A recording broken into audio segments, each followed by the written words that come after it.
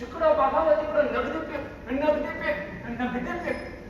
अगं बाबा, किती आहे नगदी पीक? का पण नगदी देते रक्कम म्हणून घेतलं जातं नगदी पीक फक्त. पण मंडळी, नगदी पीक घेणं वाईट नाही, पण पैशाच्या अति हव्यासापोटी माणूस आपली पारंपरिक शेती विसरू लागला. अहो, मी आपल्या कीर्तन रूपी सेवेच्या सुरुवातीलाच म्हटलं होतं, जर एखाद्या व्यक्तीचं अस्तित्व किंवा त्याच्या अस्तित्वाला किंमत तेव्हाच आहे त्या व्यक्तीची त्याच्या मातेशी जोडलेली नाळ ही भक्कम असली पाहिजे.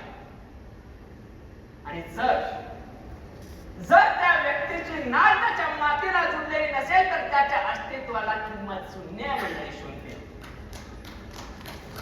अहो, वर्षानुवर्ष गेली, काळामागून काळ गेला आणि ही आपल्याला संस्कृती मिळाली, आपला हा वारसा आपल्याला मिळाला आहे, आपल्याला ही पारंपरिक शेती मिळालेली आहे.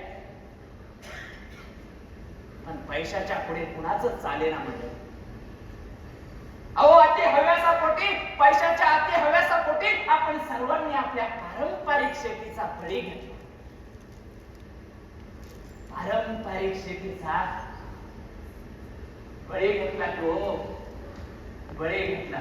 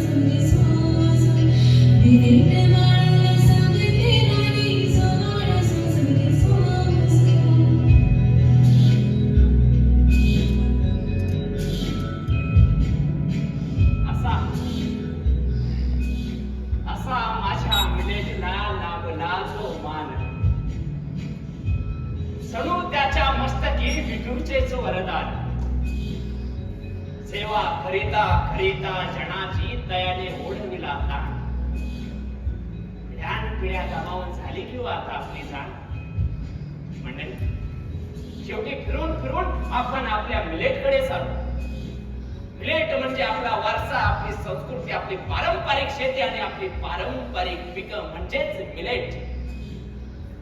मिलेट म्हणजेच आपलं भरड धान्य, मिलेट म्हणजे आपलं तृणधान्य, मिलेट म्हणजेच आपलं धान्य आणि मिलेट म्हणजेच आपलं देवधान्य. आपल्या देशातला शेतकरी स्वतंत्र आहे आणि स्वातंत्र्याबरोबरच तो सामर्थ्यवानही आहे, याची फक्त त्याला योग्य वेळी जाणीव होणं गरजेचं असतं.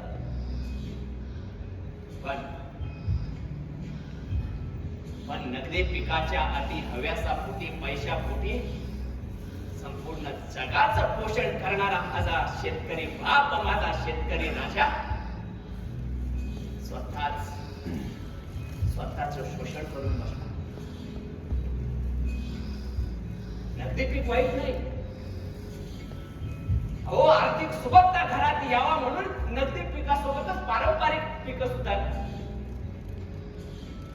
आम्हाला दोन गोष्टीचा अभिमान वाटतो.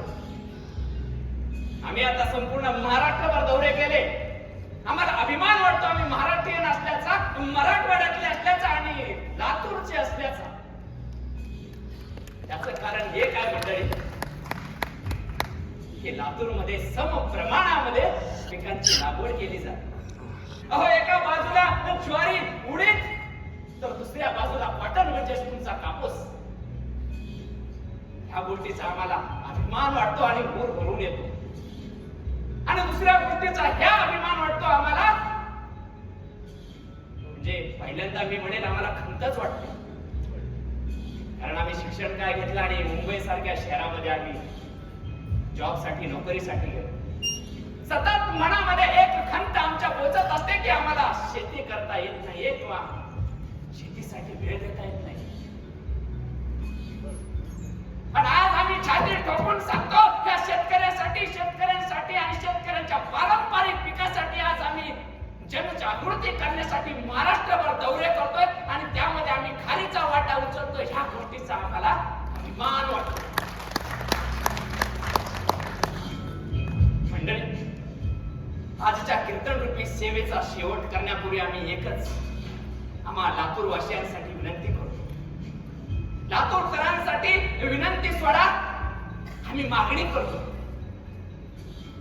हो, नगदी पिकं घ्यावं,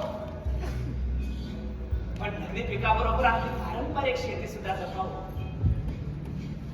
अहो आपणच आपली पारंपरिक शेती, आपला वारसा आणि आपली संस्कृती जपली नाही तर आपल्या येणाऱ्या लहान पोरांना आपण काय सांगणार? कोणता वारसा दाखवणार? हो, आपला देश कृषी प्रधान देश आहे, आपला देश शेती प्रधान देश आहे.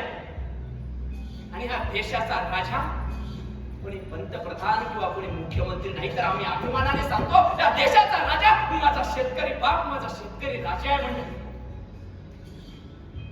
तुम्ही, आम्ही सर्वजण ह्या पृथ्वीचे शेतकरी आहोत. म्हणूनच ही पारंपरिक शेती आपण जपली पाहिजे. यातही आपल्या विठूचा अंश आहेच ना. आणि आजच्या कीर्तन रूपी सेवेचा आम्ही या ठिकाणी शेवट करतो. विठ्ठल विठ्ठल विठ्ठल विठ्ठल विठ्ठल विठ्ठल विठ्ठल बोला पुंडलिका वरदे श्री ज्ञानदेव पंढरीनाथ महाराज की जय. Thank you very much. जल्दी से मैं अपने कलाकारों का परिचय देना चाहूँगा. आपण सर्व जण एवढं